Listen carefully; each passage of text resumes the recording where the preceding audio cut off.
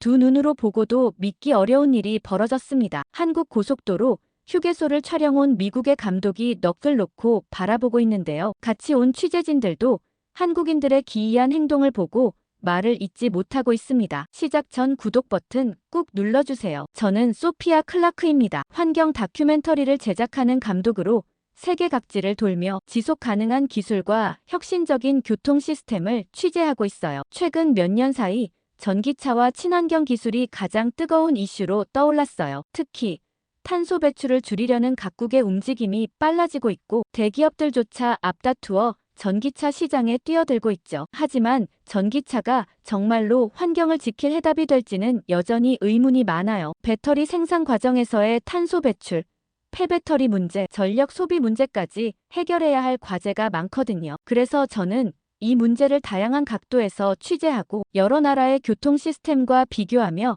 다큐멘터리를 제작해왔어요. 이번 프로젝트에서도 당연히 미국과 유럽을 중심으로 촬영할 거라고 생각했죠. 그런데 회의를 하던 중 부장님이 갑자기 들어와 한국을 취재하라고 지시했어요. 그 순간 머릿속이 복잡해졌어요. 한국, 정말 한국에서 뭘 배울 수 있을까 싶었죠. 작가들은 한국이 요즘 친환경 기술 분야에서 주목받고 있다며 흥미로워했지만 저는 고개를 저었어요. 한국은 인구 밀집도가 높고 교통체증이 심각한 나라예요. 물론 전기차 보급이 빠르게 늘고 있다고는 하지만 미국처럼 광활한 대지를 가진 나라도 아니고 기본적인 도로 환경부터 다르죠. 무엇보다 한국의 교통 시스템이 친환경적이라고 할 수 있을까 의구심이 들었어요. 전기차가 늘어난다고 해서 도심의 혼잡이 사라지는 건 아니니까요. 부장님이 나간 뒤 저는 한숨을 쉬며 책상을 가볍게 두드렸어요. 그리고 솔직한 심정을 말했어요. 한국이 기술적으로 발전했다고는 하지만 여전히 차량이 많은 나라이고 특히 서울 같은 대도시는 심각한 교통체증을 겪고 있다는 걸요. 스마트 교통 시스템이 있다고 해도 결국엔 차들이 빽빽이 늘어서 있다면 무슨 의미가 있을까 걱정된다고 했죠. 저는 한국의 현실이 과장되었을 가능성이 크다고 생각했어요. 하지만 작가들은 기대감에 들떠 있었어요. 한국이 전기차 충전 인프라를 급속도로 확충하고 있고 스마트 교통 시스템을 도입한 사례가 많다고 덧붙였죠. 특히 정부 주도로 친환경 정책이 강력하게 추진되고 있기 때문에 취재해볼 가치가 충분하다고 말하더군요. 저는 속으로 쓴웃음을 지었어요. 기술이 아무리 좋아도 현실이 따라주지 않으면 무용지물이라는 생각이 들었습니다. 작가들은 취재할 겸 한국에 가게 되어 너무 좋다며 다들 들떠 있었고 작가들이 한국에 대해 흥분해서 이야기하는 동안 저는 조용히 회의실을 빠져나왔어요. 기분이 조금 씁쓸했거든요. 사실 저도 새로운 것을 배우고 싶긴 해요. 하지만 한국이라는 나라에 대해 갖고 있는 선입견이 쉽게 사라지진 않았습니다. 복도를 걸으며 생각했어요. 왜 하필 한국일까? 유럽의 네덜란드나 독일 같은 나라라면 이해할 수 있어요. 그곳은 이미 오래전부터 지속 가능한 교통 시스템을 구축해왔으니까요. 하지만 한국은 여전히 개발 속도가 빠른 나라잖아요. 경제 성장이 급속도로 이루어진 만큼 환경 문제도 심각할 수밖에 없어요. 게다가 미국과는 너무나 다른 환경이죠. 그런데 이것도 모두 핑계라는 생각이 들었습니다. 사실 솔직히 말하면 저는 한국을 싫어했어요. 아니, 어쩌면 미워했다고 해야 할까요? 그곳은 제게 단순한 나라가 아니라 떠나간 엄마의 흔적이 남아있는 곳이었어요. 저는 어릴 적 엄마와 함께 보냈던 기억이 문득 떠올랐어요. 사실 엄마와 함께한 시간은 그리 길지 않았어요. 제가 5살 무렵 엄마는 제 곁을 떠났거든요. 그날 이후 저는 엄마에 대한 기억을 일부러 지우려 했어요. 사람들은 시간이 지나면 자연스럽게 희미해질 거라고 말했지만 오히려 시간이 흐를수록 사소한 장면들이 더욱 선명해졌어요. 지금도 제게 떠오르는 기억은 엄마가 새해마다 끓여주던 떡국이었어요. 하얗고 부드러운 떡이 맑은 국물 속에서 둥둥 떠 있었어요. 엄마는 설날 아침이면 떡국을 끓여놓고 저를 부드럽게 바라보며 웃었어요. 따뜻한 국물을 한 숟갈 떠서 내 입에 넣어주면서 엄마는 말하곤 했죠. 떡국을 먹으면 1살 더 먹는 거라고. 어린 저는 그 말이 신기해서 떡국을 잔뜩 먹고 나면 키가 쑥쑥 자랄 거라고 믿었어요. 주말마다 엄마가 만들어주던 김밥도 잊을 수 없었습니다. 엄마는 손으로 하나하나 재료를 올려놓고 김 위에 밥을 펴바르고 노란 단무지를 곧게 정리하던 모습이 아직도 눈에 선해요. 엄마가 만든 김밥은 다른 곳에서 먹어본 김밥과는 달랐어요. 그 안에는 엄마의 손길이 담긴 따뜻함이 있었거든요. 그런데 엄마는 어느 날 갑자기 사라졌어요. 제게 마지막 인사도 해주지 않았고 이유도 알 수 없었어요. 아빠는 아무 말도 해주지 않았습니다. 아무것도 모르던 어린 저는 엄마를 기다렸어요. 집 문이 열릴 때마다 엄마가 돌아올 것만 같았어요. 하지만 결국 엄마는 돌아오지 않았어요. 그 후로 저는 한국에 대한 모든 것을 멀리했어요. 당연히 제가 어릴 때 좋아했던 떡국이나 김밥도 입에 대지 않았어요. 그날 이후 마트에서 한국 식품 코너를 지나갈 때면 일부러 시선을 돌렸어요. 한국이라는 단어 자체가 저에게 상처였죠. 그런데 최근 몇 년 동안 한국은 세계적인 트렌드가 되었어요. 어디를 가든 K-팝, K-드라마, 한국 음식 이야기가 끊이지 않았어요. 뉴욕에서도 한국 음식점이 빠르게 늘어났고 사람들은 비빔밥과 불고기를 맛있다고 떠들었어요. 심지어 미국의 유명 셰프들조차 한국 음식을 연구하고 한식 레스토랑을 차리는 게 유행이 됐죠. 그럴 때마다 저는 엄마가 떠올라 속이 쓰렸습니다. 뉴스에서 한국 이야기가 나올 때면 리모컨을 눌러 채널을 돌렸어요. 누군가 한국 음식을 칭찬하면 속으로 거부감이 들기도 했죠. 어쩌면 그건 한국이 싫다기보다는 한국을 떠올리게 만드는 엄마가 싫었는지도 모르겠어요. 이번 한국 취재가 싫은 것도 모두 엄마 때문이라는 생각이 들었습니다. 하지만 직장 상사가 시키는 일이고 저는 한국으로 가야만 하겠죠. 어쩔 수 없이 노트북 앞에 앉아 취재 계획을 정리하고 한국에서 만날 인터뷰들의 프로필을 훑어보며 일정표를 수정하던 중이었어요. 여전히 한국에 가는 게 맞을까 하는 생각이 들었지만 일을 하는 동안만큼은 복잡한 감정을 잠시나마 잊을 수 있었습니다. 그러던 중 메일함을 열어보니 도착한 메일이 여러 개 있었어요. 주로 업무 관련 메일이었죠. 인터뷰 일정 조율 촬영 허가 요청, 그리고 항공편 예약 확인까지 빠뜨리지 않고 체크해야 할 것들이 많았어요. 그러다 한 통의 메일이 눈에 띄었어요. 익숙하지 않은 발신자였습니다. 처음 보는 이름이었지만 이메일 주소를 보자마자 심장이 순간적으로 덜컥 내려앉았어요. 그건 엄마에게서 온 메일이었거든요. 순간 머릿속이 새하얘졌어요. 손끝이 얼어붙은 듯이 키보드를 누르지도 못했어요. 몇 초간 가만히 앉아 있었죠. 화면 속 메일 제목이 눈에 들어왔어요. 소피아야, 정말 미안하다. 제목을 읽는 순간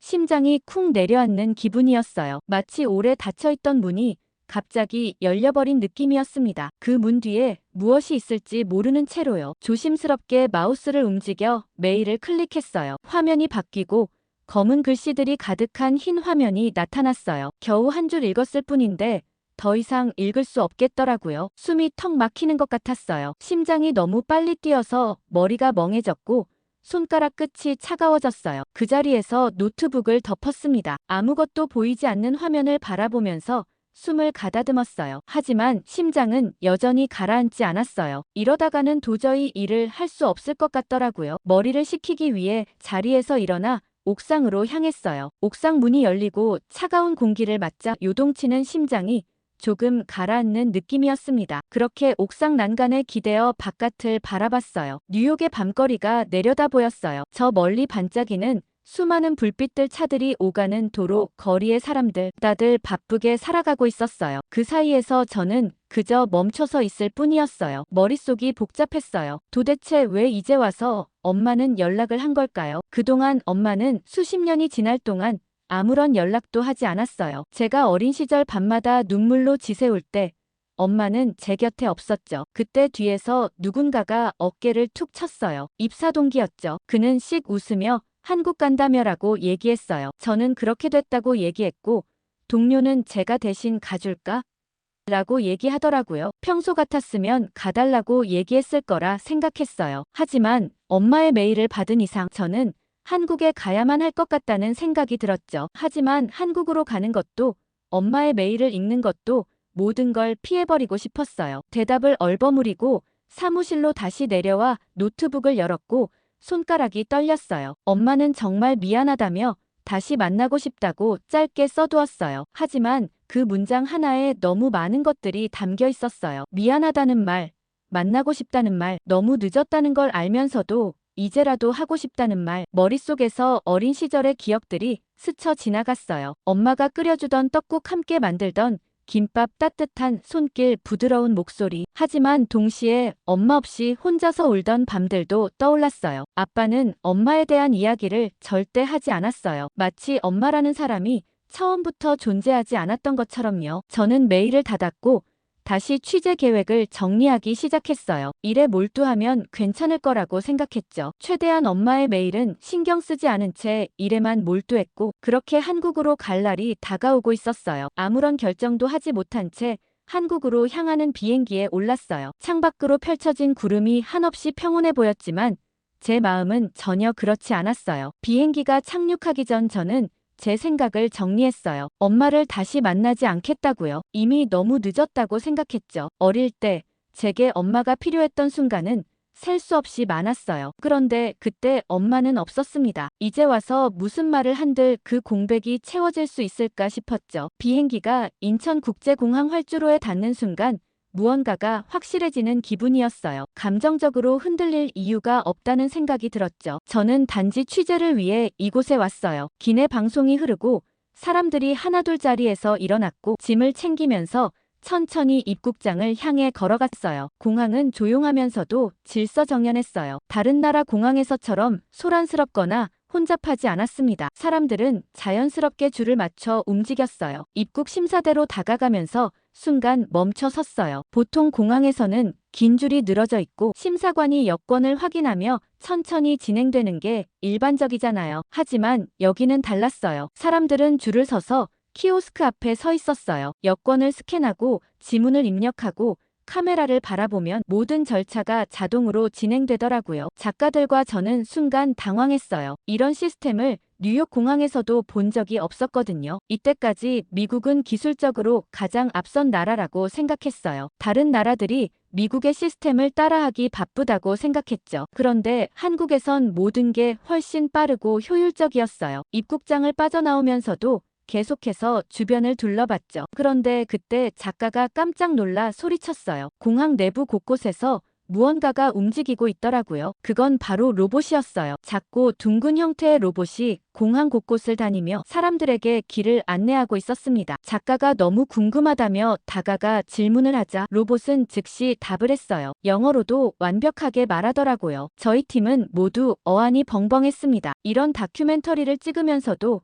이렇게 실용적으로 사용되는 AI 로봇을 실제로 본 건 처음이었어요. 미국에서도 AI 기술이 발전하고 있긴 하지만 공공시설에서 이렇게 자연스럽게 활용되는 사례는 드물거든요. 로봇의 모습에 놀라워하고 있는데 또 다른 작가가 천장을 한번 보라고 얘기했어요. 거기에는 더 어마어마한 것이 있었습니다. 투명한 유리창 사이로 태양광 패널이 가득 깔려 있더라고요. 공항 내부의 에너지 일부가 태양광을 통해 생산된다는 걸 보여주는 듯 했어요. 취재팀은 바로 그 장면도 촬영을 하기 시작했습니다. 한국이 친환경 기술을 강조한다는 이야기는 들었지만 이렇게 공항 전체에 적용되어 있을 줄은 몰랐거든요. 한국에서의 기술은 단순한 홍보 수단이 아니라 실제로 생활에 녹아들어 있다는 생각이 들었어요. 정말 효율적인 시스템이란 생각이 들었고 저희 취재팀은 한국에 오길 잘한 것 같다는 생각을 하기 시작했습니다. 그렇게 저희 팀은 공항을 빠져나와 택시를 타기 위해 도로로 나왔어요. 그런데 또 한 번 놀랄 수밖에 없었죠. 일반 택시뿐만 아니라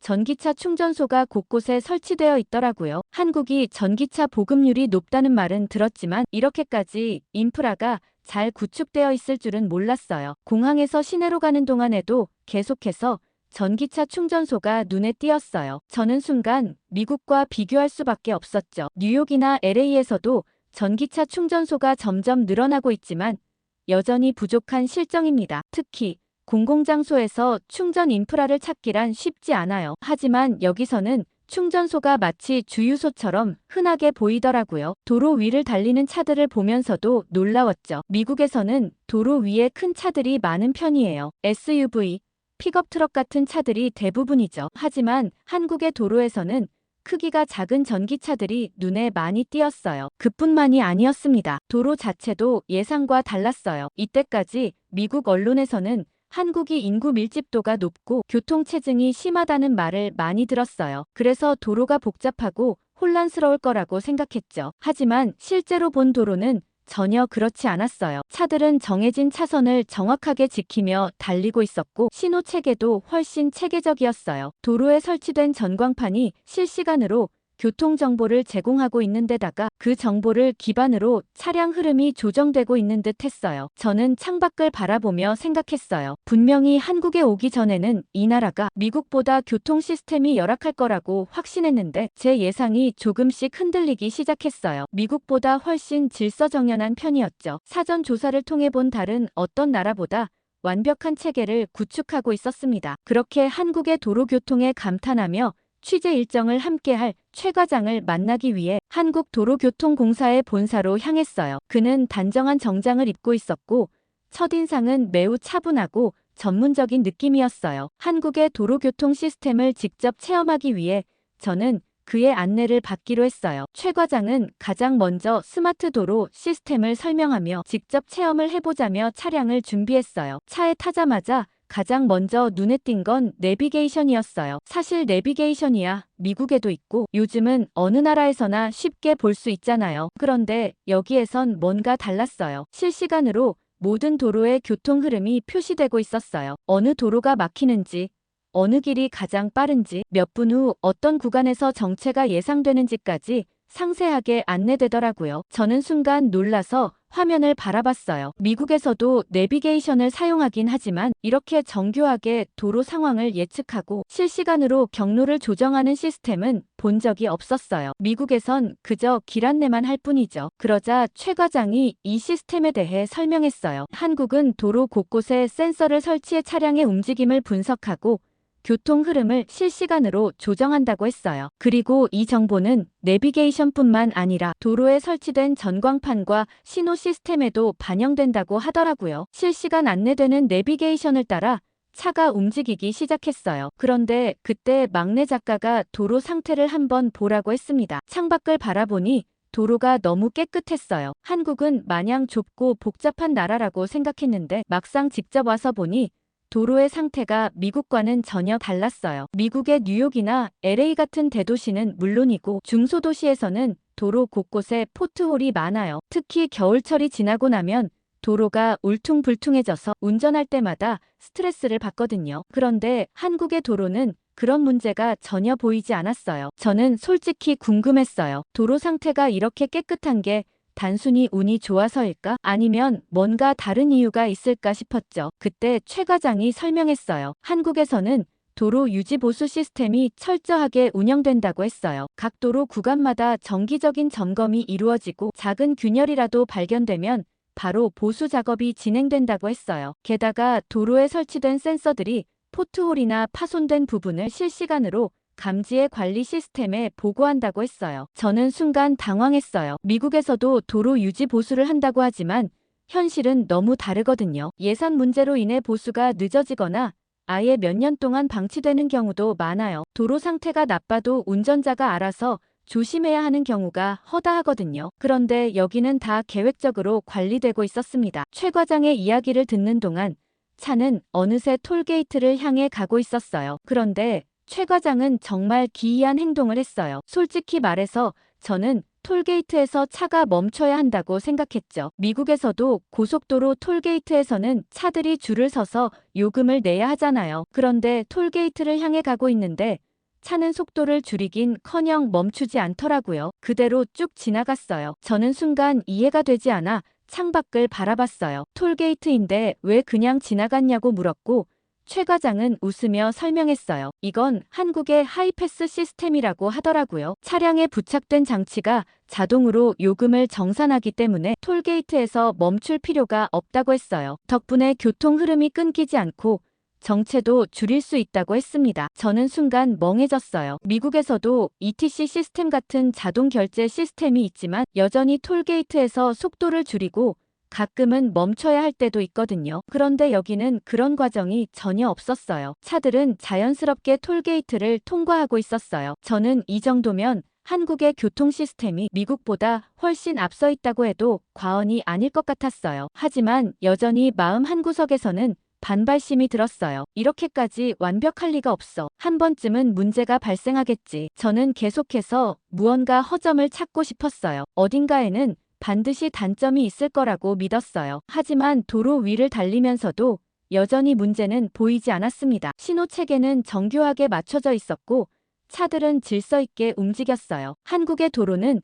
제 예상과 너무 달랐어요. 그때 최 과장이 말했어요. 휴게소에 잠시 들렀다가 가겠다고요. 솔직히 저는 별 기대가 없었어요. 미국의 고속도로 휴게소를 떠올려 보면 대부분 낡고 관리가 제대로 안 된 곳이 많았어요. 화장실은 제대로 청소되지 않은 곳이 많았고 편의점이나 패스트푸드점이 있는 게 전부였거든요. 휴게소는 말 그대로 차를 세우고 잠깐 쉬어가는 곳 그 이상도 이하도 아니었어요. 그러나 차가 휴게소에 들어서는 순간 저는 그동안 봐왔던 풍경과 너무나 다른 모습에 당황했어요. 우선 건물이 현대적이고 세련되었어요. 유리와 나무가 조화롭게 설계된 외관이 마치 공항 터미널 같은 느낌을 주었어요. 그리고 입구 쪽에는 커다란 태양광 패널이 설치되어 있었어요. 저는 순간 이상하다는 생각이 들었어요. 고속도로 휴게소의 태양광 패널이라니. 최 과장이 설명했어요. 이 휴게소는 친환경적으로 설계되었으며 태양광을 이용해 자체 전력을 생산한다고 했어요. 뿐만 아니라 일부 휴게소에서는 빗물을 재활용해서 화장실 물로 사용한다고 하더라고요. 저는 순간 말을 잃었어요. 고속도로 휴게소가 단순한 쉼터가 아니라 지속 가능한 에너지를 활용하는 친환경 시설이라는 점이 믿기지 않았어요. 미국에서도 친환경 건축이 늘어나고 있지만 휴게소까지 이렇게 설계된 경우는 거의 없거든요. 차에서 내려 본격적으로 휴게소 내부를 둘러보기 시작했어요. 가장 먼저 눈에 띈 것은 전기차 충전소였어요. 미국에서도 전기차 충전소가 늘어나고 있지만 한국처럼 휴게소마다 완벽하게 갖춰진 모습은 본 적이 없었어요. 그리고 충전 속도가 빠른 초급속 충전소까지 있었어요. 제가 놀라워하자 최 과장은 자연스럽게 웃으며 한국에서는 전기차 인프라를 국가 차원에서 적극적으로 확충하고 있다고 말했어요. 공공시설부터 민간 영역까지 전기차 충전이 가능한 장소를 점점 늘려가고 있다고요. 이쯤 되니 솔직히 인정하지 않을 수 없었어요. 한국의 친환경 인프라는 제가 생각했던 것보다 훨씬 체계적이고 정교했어요. 그런데 진짜 충격은 화장실에서였어요. 미국에서 공공화장실은 가능한 피하고 싶어요. 특히 고속도로, 휴게소 화장실은 위생 상태가 좋지 않은 경우가 많고 물이 새거나 악취가 심한 곳도 많아요. 그래서 화장실을 최대한 가고 싶지 않았는데 워낙 장시간 차를 탔으니 어쩔 수 없었죠. 최대한 빨리 화장실을 다녀와야겠다고 생각하고 화장실에 들어섰는데 한국은 화장실조차 달랐습니다. 자동문이 부드럽게 열리더니 안쪽은 호텔 로비처럼 깔끔하고 쾌적했어요. 바닥은 물기가 없이 건조했고 공기는 상쾌했어요. 심지어 은은한 향까지 났어요. 그런데 가장 놀라운 건 화장실 입구에 설치된 스마트 시스템이었어요. 화장실 칸마다 초록색, 빨간색 불이 켜져 있었어요. 초록색이면 비어있다는 뜻이었고 빨간색이면 사용 중이라는 의미였어요. 미국에서도 대형 쇼핑몰이나 공항에서 비슷한 시스템을 본 적은 있었지만 고속도로, 휴게소 화장실에까지 이렇게 정교한 시스템이 설치되어 있는 건 처음이었어요. 이번 취재에서 본 한국의 모습들은 단순한 우연이 아니었어요. 한국의 도로 시스템이 정교하게 운영되는 것처럼 휴게소도 그냥 쉬어가는 곳이 아니라 철저한 계획과 관리 아래 운영되고 있었어요. 그리고 그것이 단순한 겉모습이 아니라 실제로 사람들이 편리함을 느끼도록 설계되었다는 점이 더욱 놀랍더라고요. 최 과장의 효율적인 안내 덕분에 취재는 예상보다 훨씬 빠르게 끝났어요. 한국에 오기 전까지만 해도 이 나라에서 배울 게 없을 거라고 생각했어요. 하지만 며칠 동안 직접 경험한 한국의 교통 시스템은 내 예상을 완전히 깨버렸어요. 도로는 깨끗했고 신호 시스템은 완벽하게 조율되어 있었습니다. 실시간 교통 데이터가 차량 흐름을 조절하며 전기차 충전 인프라는 미국보다 훨씬 잘 구축되어 있었어요. 솔직히 당황스러웠어요. 한국이 작은 나라인 것은 맞지만 그 작은 나라가 제 예상보다 훨씬 정교하게 움직이고 있었어요. 이번 취재로 전달할 게 너무 많다고 생각했죠. 최 과장은 마지막으로 AI 관제 시스템에 대해 설명해줬고 마지막 브리핑을 마치자 작가들은 환호했어요. 최 과장의 빠른 일처리로 예상보다 빠르게 일이 끝났고 이제 남은 시간 동안 한국을 여행할 계획을 세우고 있더라고요. 저는 그 모습을 보며 가만히 앉아 있었어요. 그 순간 엄마의 메일이 떠올랐어요. 엄마에게 답장이라도 한번 보내볼까 싶었죠. 눈 딱 감고 뭐라고 엄마에게 답장을 보냈습니다. 언제까지 한국에 있을 예정이니 혹시나 일정이 맞으면 한번 만나자고요. 그렇게 메일을 보내놓고 저는 계속해서 알람을 확인하기 시작했어요. 작가들은 어디로 구경을 간다며 같이 가자고 얘기했지만 저는 거절했어요. 거기에 집중할 수 없을 것 같았거든요. 그러면서 호텔 라운지에서 조용히 취재 내용을 정리하며 시간을 보냈습니다. 그러는 와중에도 제 신경은 온통 메일에 집중되어 있었어요. 그런데 이상하게도 메일이 오지 않았어요. 그렇게 제게 만나고 싶다고 해놓고 정작 메일을 보내지 않는 이유는 뭘까 마음이 아팠습니다. 괜히 답장을 보냈나 싶은 생각마저 들었어요. 몇 분 간격으로 메일함을 열어봤지만 그때마다 받은 편지함은 텅 비어 있었죠. 저는 한참 동안 화면을 바라보다가 천천히 노트북을 덮었어요. 그리고 밤새 잠을 이루지 못했죠. 다음 날이면 미국으로 돌아가야 하는 날이었거든요. 창밖으로는 서울의 야경이 반짝이고 있었어요. 물론 이번 여행은 제게 의미가 있었습니다. 그동안 한국을 외면하며 지내왔지만 한국으로부터 배울 점이 너무나 많다는 걸 느꼈거든요. 하지만 여전히 마음속에선 해결되지 않은 엄마와의 문제가 남아 있었습니다. 출국 당일 아침, 저는 조용히 가방을 정리했어요. 공항으로 떠날 시간이 다가오고 있었어요. 출국 전에 마지막으로 메일을 확인했어요. 하지만 받은 편지함은 여전히 비어 있었습니다. 저는 한숨이 나왔어요. 그런데 순간적으로 혹시나 하고 머릿속을 스치는 생각이 들었고 저는 마우스를 움직여 스팸 메일함을 열었어요. 그리고 거기서 엄마의 메일을 발견했어요. 이게 왜 여기에 들어있는지 알 수 없었지만 엄마는 메일을 몇 개나 보냈더라고요. 저는 메일을 빠르게 읽어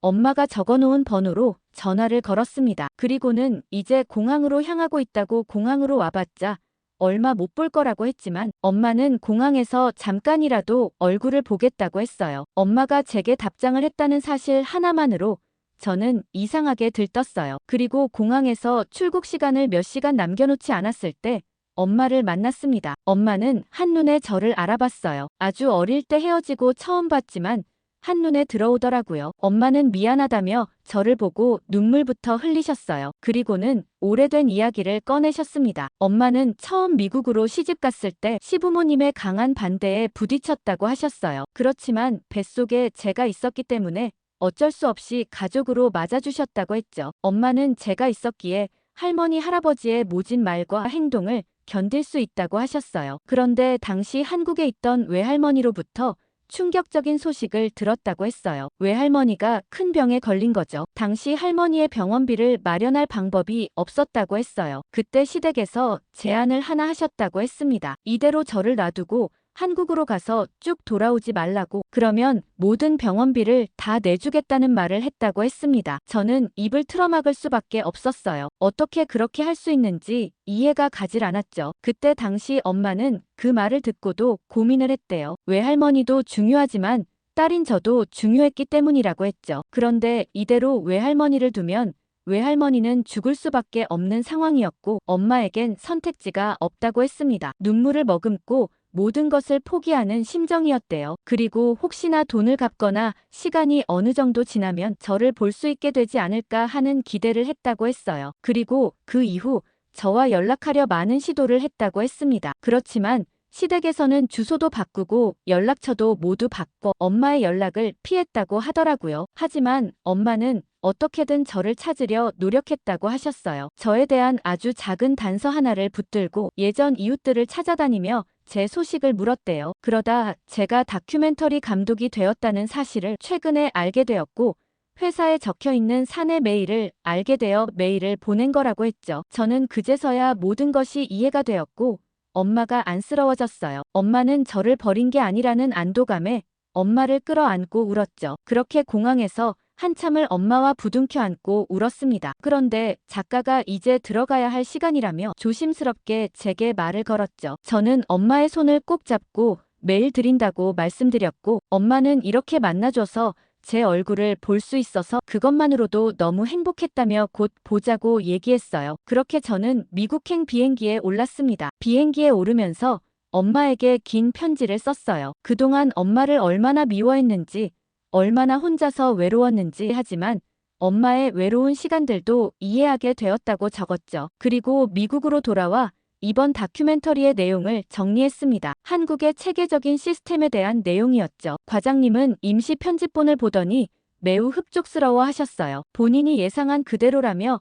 너무 잘했다고 칭찬을 해주셨죠. 역시나 방송은 엄청난 반응을 보였습니다. 다들 한국의 시스템을 좀 따라했으면 좋겠다는 의견을 올렸고 시의회에서도 관심을 보였죠. 후속편 취재를 해달라는 요청도 줄을 이었습니다. 이번 한국행을 통해 저는 엄마와 일 둘 다 얻을 수 있는 계기가 되었죠. 이번 휴가를 얻어 다시 한국으로 갈 예정이에요. 엄마와 그간 못했던 이야기도 하고 엄마가 싸주는 김밥도 먹으려고 계획 중이죠. 물론 아빠에게 이번 일에 대해 전혀 묻지 못했어요. 무슨 말을 꺼내야 할지 모른다고 생각했거든요. 엄마와 얘기를 해보고 나서 제 마음을 정하려고 합니다. 재밌게 보셨다면 구독 눌러주시고 오늘 사연의 주인공과 어머니에게 응원 댓글 달아주세요.